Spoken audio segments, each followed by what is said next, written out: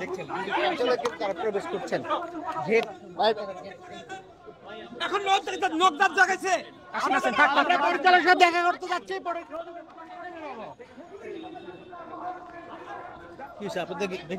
Gate কেন আটকানো? পরিচালকের সাথে দেখা করতে যাচ্ছে।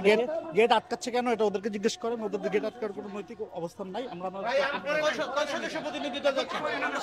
এসে কথা বলবো, কথা বলবো।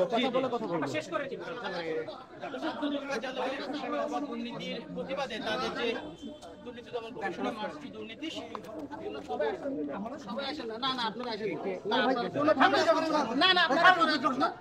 এখন আসেন, আমরা সুযোগ দিব, আপনারা বাইরে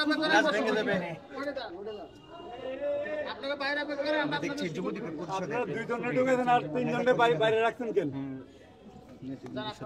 আমরা সুযোগ দিব, আমরা বললে বাংলাদেশ যুব অধিকার পরিষদের 4 জন সদস্যের একটি কমিটি প্রতিনিধি দল, তারা দুদক অফিসে আসছেন। তারা পরিচালকের সঙ্গে কথা বলবেন। তারা পরিচালকের সাথে কথা বলবেন।